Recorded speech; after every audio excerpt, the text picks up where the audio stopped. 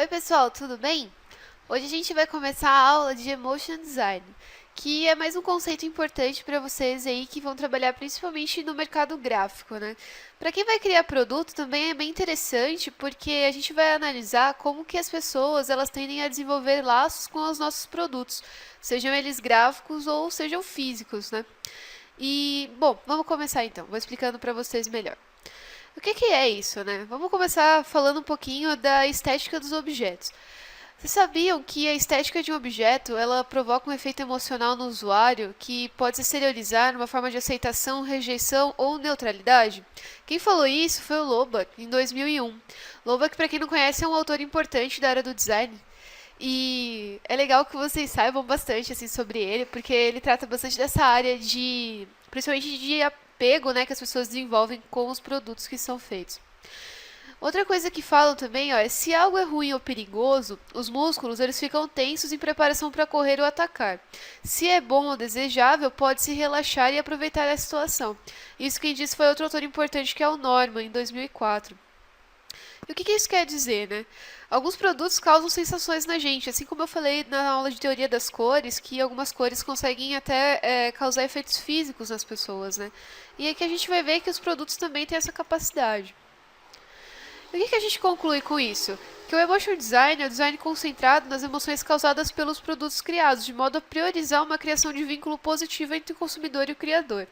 Então, nós, designers, a gente tem que pensar, quando a gente vai criar um produto, seja ele qual for, que as pessoas têm que gostar dele, porque senão a gente não vai conseguir vender nosso produto, a gente não vai conseguir propagar a nossa ideia. E como que a gente vai fazer isso? Né? Fazendo com que as pessoas criem vínculos positivos com eles. Eu vou explicar para vocês um pouquinho como que funciona a estrutura cerebral, que isso aqui é importante também para vocês saberem na hora de aplicar realmente o Emotion Design.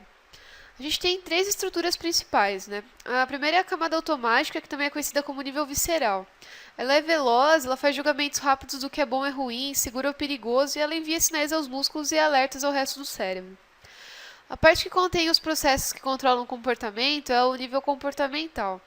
Ela aperfeiçoa, inibe ou amplia os sinais da camada visceral. Outra parte é a contemplativa, que ela refere-se ao nível reflexivo. É a parte que observa, reflete e tenta influenciar o nível de comportamento. E o que essas camadas elas têm a ver com o design? Vou falar já para vocês.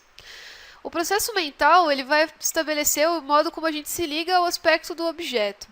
Então, as pessoas que têm uma característica mais visceral, elas tendem a se ligar muito à aparência. O lado comportamental é muito ligado ao uso das coisas. E o reflexivo ao significado que aquilo atribui. Vamos continuar. E como que a gente combina para ter um produto que tenha essas características e estimule esses lados, né, do cérebro?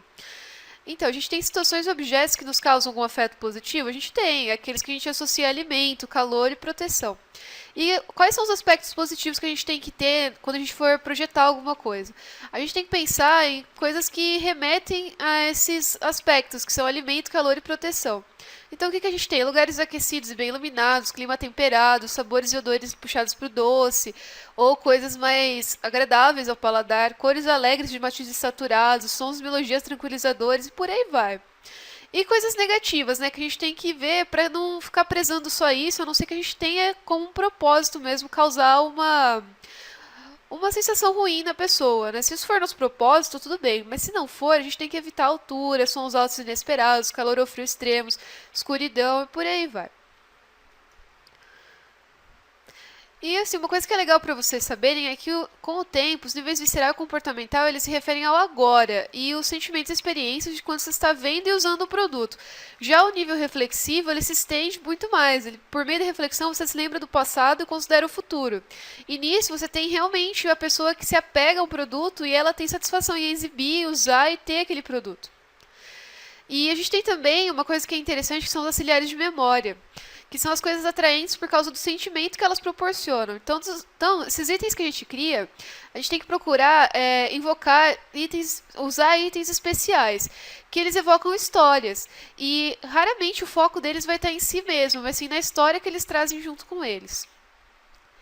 E como que a gente vai projetar pensando nesse lado emocional, né? Então a gente tem que pensar em conceitos que o nosso cliente vai ter quando ele tiver o nosso produto, que podem ser prestígio, percepção de raridade, exclusividade, confiança.